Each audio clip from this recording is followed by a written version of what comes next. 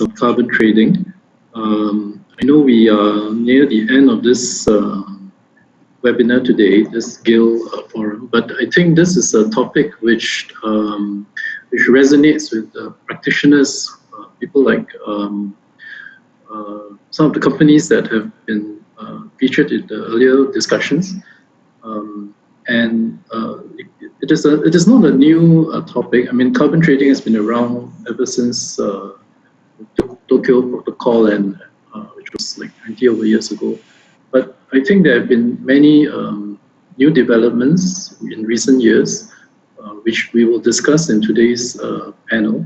And to help us to better understand the situation, the changes, what is actually practiced and what companies are now looking at, be they big companies or small companies, I think this is what this panel of experts is going to share with all of us today. And to help me to do this, I'm lucky to have 4 gentlemen who know a lot about this market in their various roles, and they are, number one, they are William Pazos. Bill is actually a pioneer in this carbon market, and he's now running a company called AirCarbon Exchange, and he's also the director of Kuba Energy. And Bill will be able to share with us how the landscape of the carbon market has changed and current situation, and what are people doing now in terms of looking at trading carbon markets. Then we have Mr. MuthuKumar. He's the CFO of Olam International, and of course we all know that Olam is a giant in the agricultural sector, and he has some interesting initiatives that Olam has championed for the last few years to share with us in terms of how to create a platform that can help companies, especially SMEs, deal with this topic of carbon trading. And then we have our very own Prakash, whom you're all very familiar by now. He will share with us the topic of how people are now looking at investing in this sector, whether the recent changes, the new developments in this market has actually created more opportunities for investment. Has the market become more viable than in the early days, when carbon trading was quite, if you like, quite disorganized, and it was very hard to make a good return on investment. So Prakash will handle that part of the discussion. And finally, we have Andy. Now, the reason we have Andy is because he is coming from the view of a technology expert, especially in the area of blockchain. And like many other sectors, the carbon trading market is also adopting many of these new technology and blockchain practices. So Andy will share his view from that expert point of view about how this market is also adopting blockchain in many of these projects. So without much further ado, I will start with Bill. I will invite Bill to help us understand what's going on in the carbon market, carbon trading market. What types of carbon trading markets are there, right? So Bill, over to you. All right, thank you so much. Well, I think before we talk about the carbon markets, it's important to sort of define them a little better, because many times they say, oh, the price of carbon is this or that, and they're actually not talking about assets that are fungible. So in general, when you talk about carbon markets, there's 2 kinds of markets. There's the allowance market, and there are the voluntary market. So the allowance market, these come from a compliance type of market. So these are countries that have decided that they're going to use market forces as opposed to a carbon tax like Singapore's using to mitigate the emission of carbon within their geography. And so a carbon allowance is actually a certificate that allows you to emit a ton of carbon. So it's denominated in a ton of carbon, just like a carbon credit is, but it really is a permit to emit. The carbon credit, on the other hand, even though it as well is denominated as a ton of carbon, it's not a permit to emit, it's a certificate that reflects or certifies that a 1 ton emission was actually reduced over and above business as usual. So, for example, if you had a landfill site that was uncovered, it would be spewing out methane into the atmosphere. So if you would go there and cover that landfill site and capture the methane before it went into the atmosphere, you could have that quantified, certified, and then have carbon credits issued saying X number of tons of carbon were mitigated in this particular year. So that's a carbon credit. When you hear, I actually in some presentations I have a slide where I put all the different company logos of companies that are saying they're going to go carbon neutral or carbon negative, and I can't update that fast enough. When companies are saying that, really what they're saying is we are buyers of carbon credits. So the carbon credit market, that voluntary carbon market, is really exploding. If you look at the 4 main standards that are used to issue carbon credits, in 2018 they issued 75 million tons. In 2019 they issued 142 million tons. The market size on the voluntary side in 2019 has grown to 194 million US dollars in value. And it's expected to basically double by 2026. And I honestly think that that's probably an understatement. So I think that's a reasonable start to the conversation. I don't want to take up too much time. Okay, but Bill, can you tell us more about, you mentioned voluntary market and non-voluntary market, and then the allowance, carbon allowance and carbon credit. But overall, besides telling us that the market of carbon credit has grown over the last few years, what else has changed to make carbon trading more compelling? Are more companies shifting from being voluntary, doing it just for CSR, or are they really embracing sustainability and making a big effort to offset their footprint, or is it because rules are changing and they have no choice? Yeah, I think it's a perfect storm. It's a conspiracy of different events. So you have, the Greta Thunberg effect, where you're having all these activists and all this social media pressure on corporations to basically act or clean up their act. You have Mother Nature, who, as we just saw, 2 hurricanes in a row into the United States just yesterday. So Mother Nature is really flexing her arms and saying, you guys need to pay attention. And then at a corporate level, you see the likes of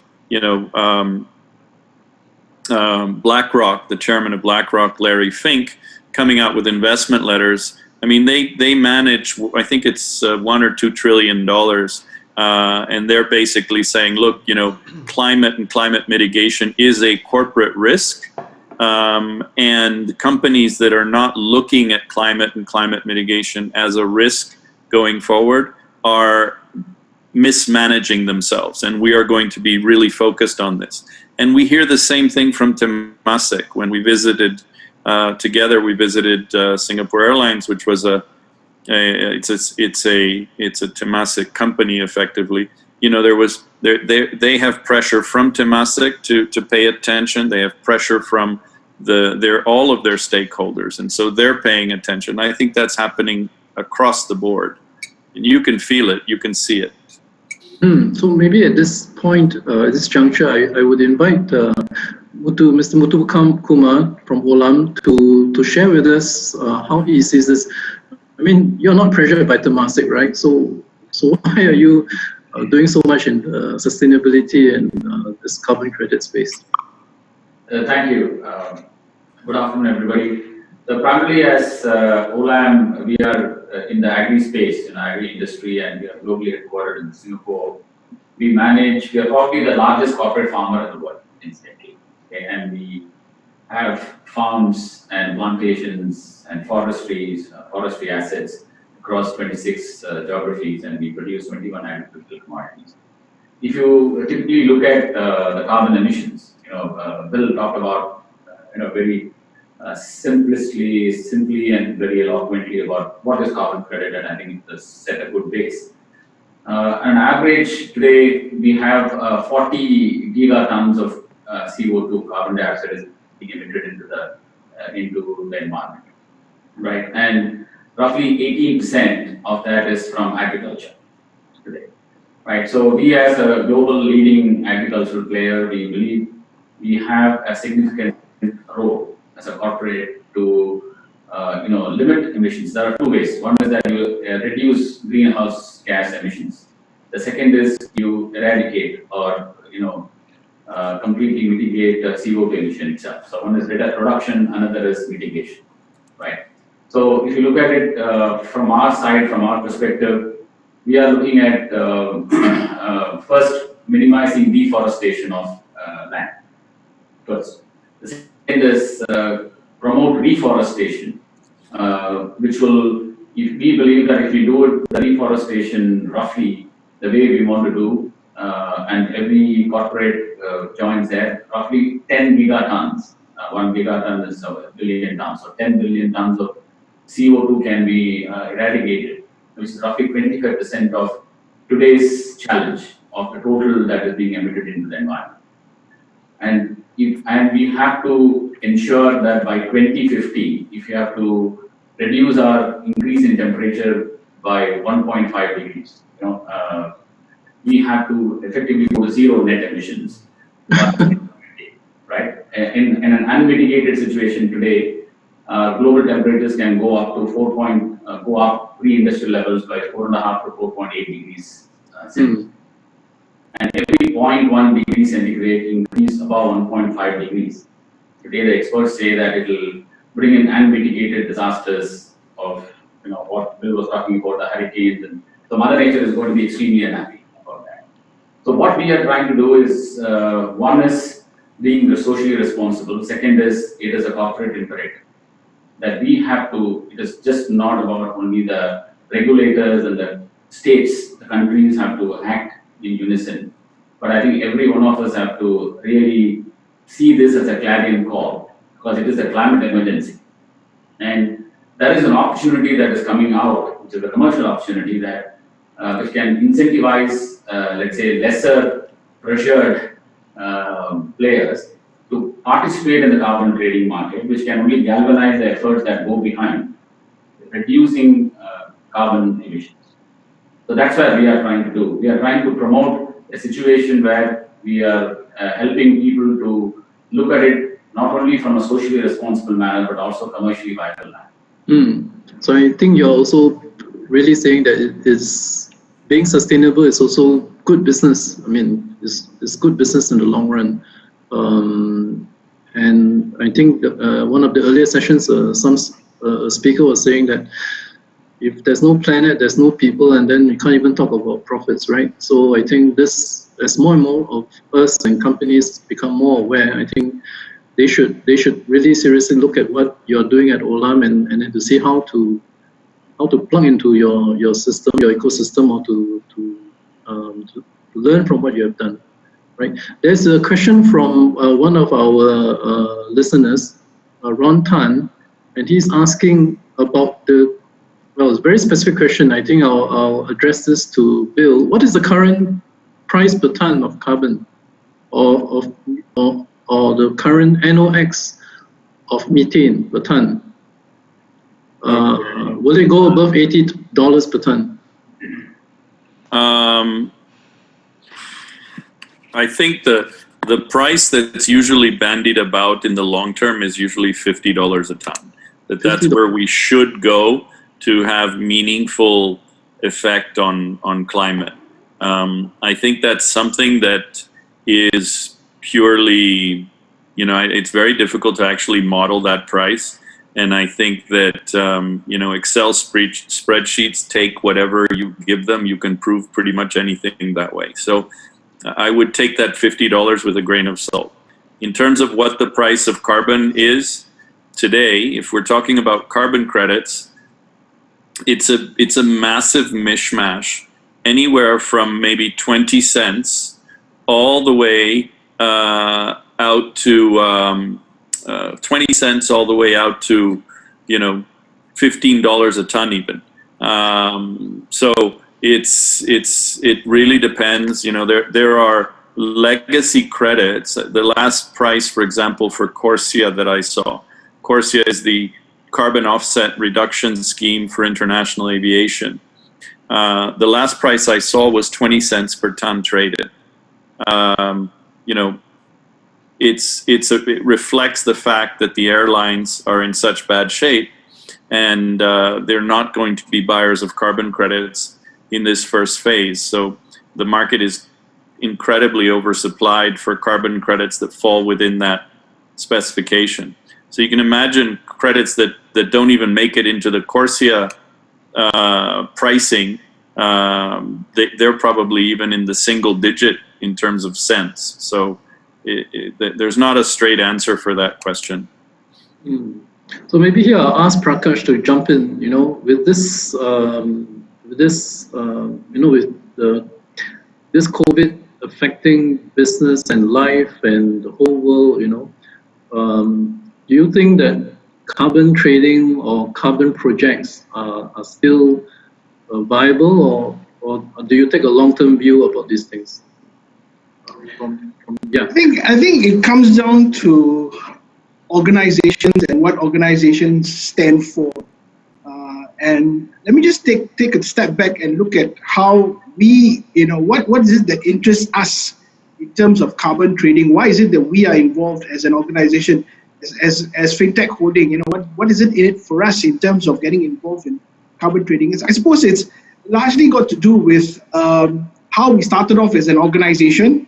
And when we first started, we were a startup actually 9 years ago when the founders got together and decided to build this. One of the key considerations for us was also what will define us as an organization.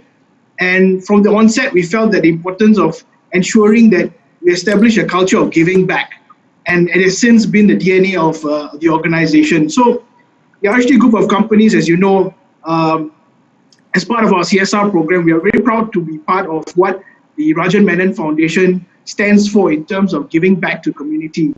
And part of the foundation's longer term goal is to widen our CSR contributions from community, art, and now in recent years, we've been very aggressive in the environment side of things. And that is exactly what we have done over the last 3 years, organizing this very event that is an embodiment of all our efforts. So for carbon trading, we recognize the possibilities of how we can play a greater role in this space through, and we have done so with our investment in AirCarbon, the AirCarbon project. So, Bill Pazos is like a guru to us in terms of, his knowledge of carbon credit. Now, in terms of why is there a growing interest, in investing in companies, especially involved in sustainability projects, or for that matter, a carbon credit. There was a recent study conducted by BlackRock, and particularly on Singaporeans. And Singaporeans believe that it is not enough to be just a passive supporter watching protests on environmental issues on TV. People want to advance their ideals, and 80% want their investments to make positive impact. 67% in Singapore are interested in making investments that address the E, S, and the G issues, which they really care about. And only 43% of Singaporeans are actually familiar with sustainable investing. but when made aware, 69% find it appealing. It is actually the environmental issues that are of main concern, and more specifically, things like pollution and climate change. So sustainability is like a mega trend. You know, 4 in 5 are interested in investing, and climate change is of course found to be the most appealing. So coming back to us as a fintech and financial services company, we saw the opportunities in the emerging platforms to transform the way companies manage their carbon footprint. So during discussions with ESG and both Bill and Alphonsus, you were part of that conversation, we saw how ESG were excited about supporting AirCarbon to grow in Singapore and address the needs of corporates in terms of how they offset their carbon emissions. And that triggered our interest as well. And that is to trade and manage carbon liabilities under a market-based mechanism. So this practice is gaining momentum overseas, and we believe that that it can have sort of a wider application for green growth, extending beyond just the transportation industry. Okay, now here I'm going to also take a step back to convey a question from one of our audience, Lynette Leong. A very basic question. I mean, she's saying that the basic objective of carbon credits is to enable companies to mitigate carbon emissions, isn't it? So does the panel anticipate that the uptrend in the carbon price could derail this basic objective? In other words, it becomes $80 per ton, and nobody wants to. Defeats the objective that it was meant to serve. Anyone? I'll take that one. Right. I'm a very it's close to my heart. The objective of carbon credits and using carbon credits as a way to tackle climate change is that it uses the profit motive as the main engine behind creating the carbon credit. So what it does is it forces the companies to go out and find the absolutely cheapest place to save a ton of carbon first, and then it then goes to the second and the third, and as those emission opportunities become satisfied, then the price of carbon should go up. So because the carbon credit market is a market, it operates at equilibrium. So as prices will go up, what's going to happen is that it's going to attract more dollars into potential mitigating activities that weren't realistic.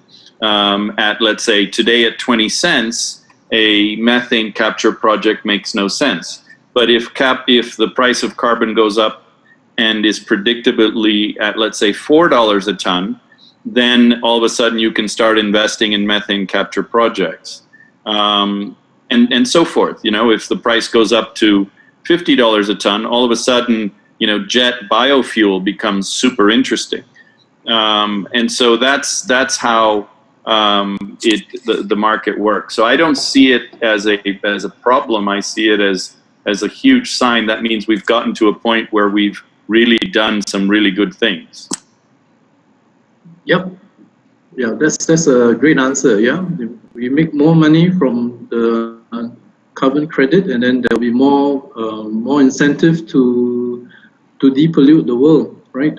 Yeah, it'll drive capital to carbon mitigating activities. And that's right. So in this whole business of carbon trading, carbon credits, has technology made any impact? I'm not sure about the experiences of Olam, but I know that AirCarbon is looking at the blockchain and so on. But maybe Andy can give a broader view with respect to this particular topic, right? You are the blockchain. No problem. Go ahead. Good to see everybody. So I do see that the technology aspect of things is going to make some changes to the carbon market in particular. So for myself, I got involved with a few different projects started in 2017, and then in 2018 with IBM, and one of the main blockchain mainnet, which is called Stella, back in 2018. We had a very long discussion on how the deployment of a blockchain can help that industry. And of course, before we go into the specific stuff and so forth, let me just do a very quick introduction on how blockchain is going to work.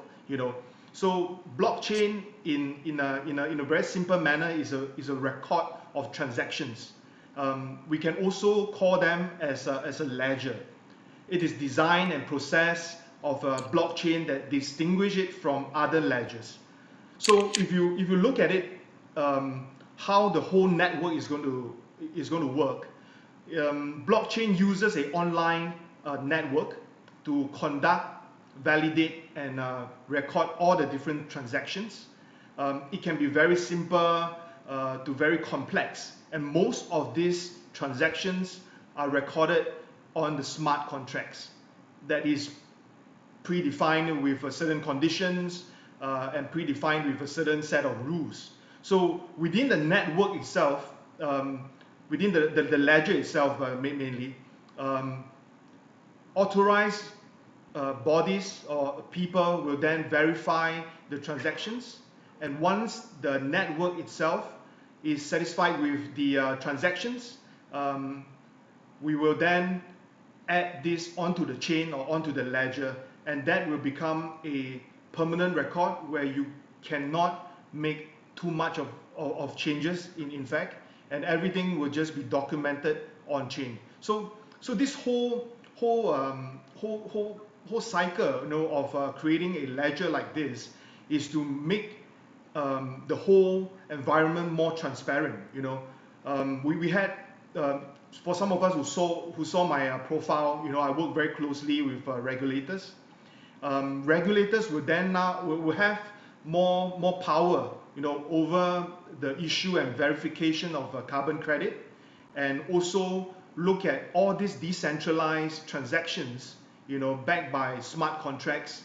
And the fun part about this is that at the end, there's also a very big bit about automation. Some of these transactions can be automated if the conditions are met. So I know Prakash spoke to William before on the AirCarbon exchange, trading exchange. I think that fit very, very nicely to how this whole new technology, which is blockchain, is going to work. So I was saying right in the beginning about IBM.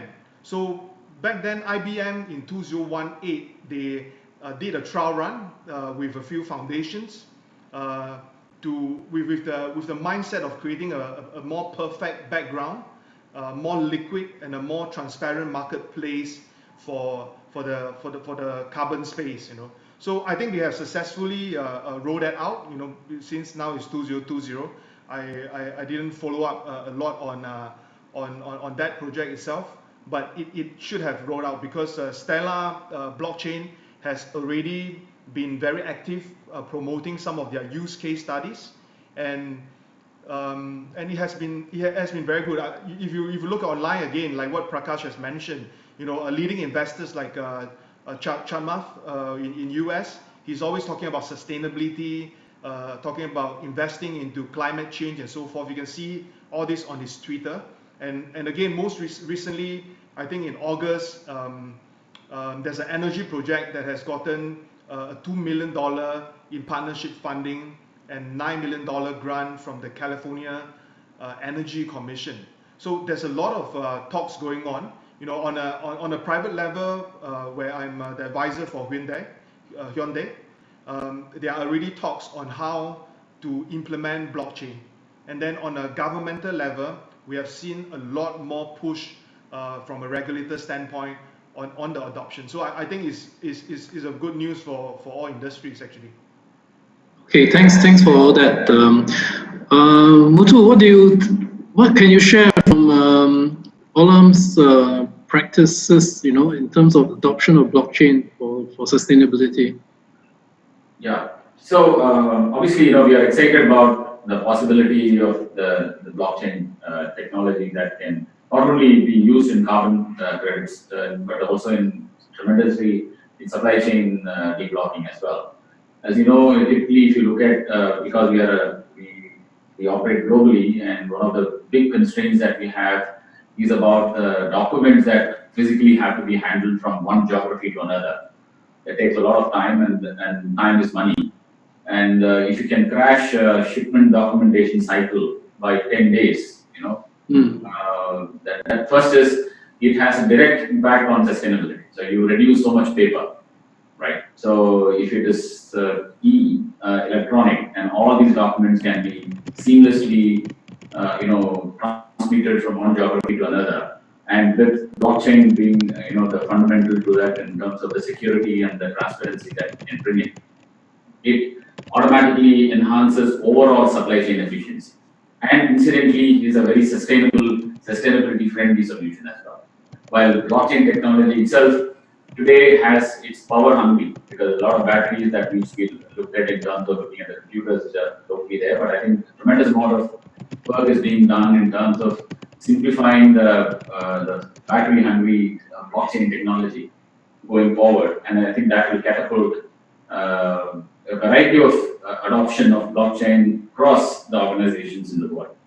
Now, coming to a specific thing on carbon, what we are trying to do is a lot of people are now getting from an exotic option to coming to a necessity of looking at carbon offset.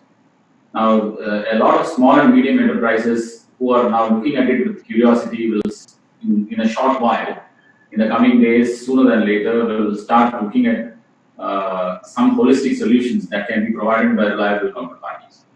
They may not have the wherewithal to have their own teams to formulate a clear carbon offset plan, because they are continuing to emit carbon. Their businesses have to continue, they have to make money, and their business model cannot change overnight. So rather than looking at reducing carbon emissions, they will be looking at carbon offsets as an option to, in the minimum, meet regulatory compliance requirements. We believe that with our significant land mass that is directly in Olam's control, and as well as looking at outgrowers or third-party farmland which can be then, carbon certified, we can reliably provide carbon offset solutions to small and medium enterprises across the globe, which can, which in a way will incentivize the carbon trading market as well. Because today, big organizations can do tons of carbon credits, but smaller organizations will like to do fragments of even less than a ton carbon credits at different points in time. So a combination of technology, something like an AirCarbon digital exchange, solution providers like us who have access to providing carbon credits on a long-term reliable basis coming together will only hasten and fast forward this critical requirement that the world needs from a carbon emission reduction solution. Okay, good. All right. There's another question here from Abhishek Nambiar, and his question is, let me read it to you. Currently, most of the focus for carbon offset projects is limited to forestation, renewables like solar and wind projects, right? But the question is, does the panel see more focus on emission reduction projects in R&D phase, getting support in the future?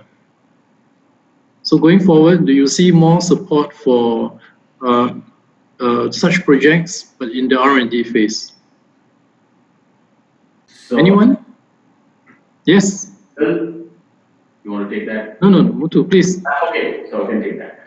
So definitely, as I told you, there are two broad options, right? One is the greenhouse gas emission reduction. That's one area to mitigate the 40 gigatons that I talked about, which are emitting. The second is eradication of CO2 generation itself, which is through the reforestation, afforestation, and landscape conservation, where we believe we can play a big role. But coming to addressing this question, definitely there is a lot of focus on and research on how to reduce carbon emission. Without a doubt, the airline industry before the COVID-19 situation, have been clearly working on reducing their carbon emission into the atmosphere, and they have very tangibly focused efforts. Whether that's A350 that you know about it from a A380, they came down to A350, and there are various amount of technology that they are doing in reducing carbon. But with COVID-19, the airline industry is kind of decimated, and then that's why it's not in the focus. But definitely, for reducing emission of carbon, there are lots of research that's happening. I think there's, I would possibly add in terms of R&D, the one thing that really sort of drives new technologies is the price of carbon. So, as the price of carbon goes up, a lot of these new sort of that are now at the R&D stage become a little bit more viable. So, we talked a little bit about jet fuel, biojet fuel, but there's, within the oil industry, there's carbon capture is not economically viable because the price of carbon credits is so low. But as the price of carbon goes up, some of these projects and some of these things will come in. So, there are areas like energy efficiency, which are super interesting. I see those as very low-hanging fruit.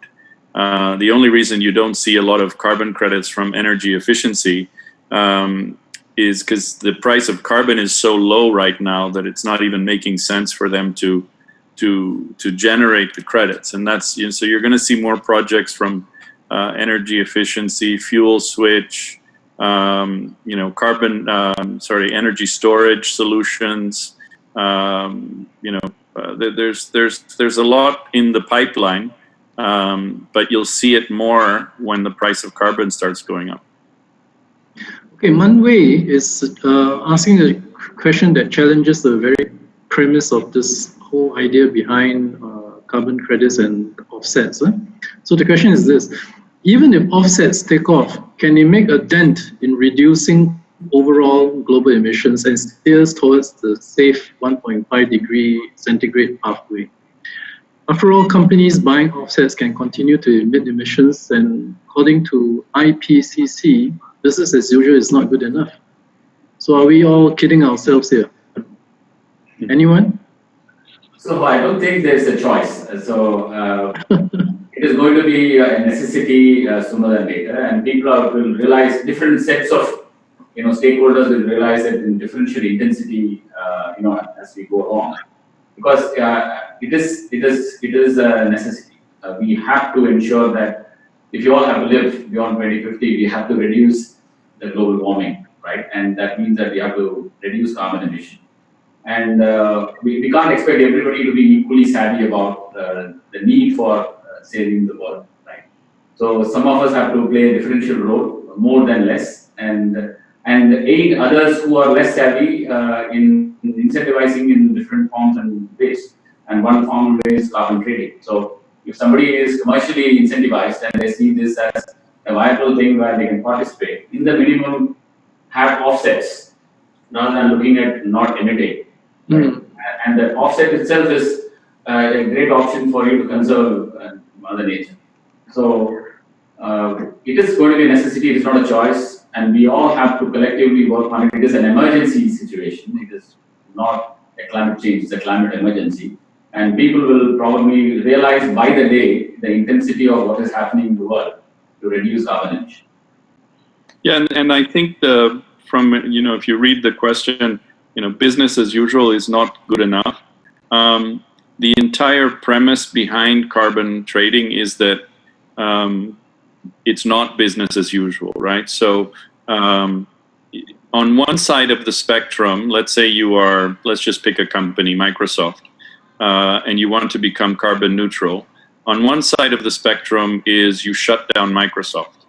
So you unemploy all these people, and guess what? Their carbon footprint is zero. The other, and then as you sort of slide in the other direction, you say, well, I'm going to shut a couple of my data centers, and I'm not going to let people travel and all this other stuff, and their carbon emission will go down. but it's not economically viable to do that. So what carbon credits allow the company to do is to find a better place, a cheaper place to save that ton of carbon. So net, their total emission is below business as usual. So carbon credits by definition are driving you to a situation that's better than business as usual. You're just doing it using market forces. Great. I mean, those are very reassuring. Okay, I've been asked to try to wrap this up and then to invite all of us to go back to the main room. But before I do that, I just want to invite the panelists to just share, in one or two sentences, how do you see Singapore playing any role in this whole carbon trading, or do we have no role at all? I mean, are we too small to punch in this sector? What do you think? We just go around. Muthu, you go first, please. Sure, thank you. So definitely, I think Singapore has a great role to play. It is not about the size of the geography. It is about, as Bill was talking about, providing the liquidity of carbon credits. And Singapore has been, has a reputation of being a very fair and transparent financial market, right? And if bills of the world really do this carbon exchange with Enterprise Singapore, and that's what they have recognized, that they can produce this. I firmly believe that Singapore can contribute and punch above its weight. It is not about the size of geography. I think it is about the ability to facilitate carbon offset. Okay, thanks. Bill? Yeah, I echo exactly the same thoughts. I mean, Singapore's strength is a free and transparent business center. And the one thing that's missing in today's carbon markets is exactly that, transparency. Today, carbon credits transact with brokerage fees that are anywhere from 10, 20, 30% of notional. And that tells you that the market is extremely inefficient. And so the place where Singapore can really make a difference is by using its financial system to bring order to this space. Andy? I think Singapore is a very good place for this to grow, because as you know, Singapore is a financial hub. Singapore has done a lot of different efforts to push technology. So I think Singapore government would do the same. Businesses in Singapore would also do the same to help enhance or build on to this agenda. I think Singapore would definitely have a clear advantage. Okay, Prakash, I've saved the last word for you. You got to unmute yourself first, my friend.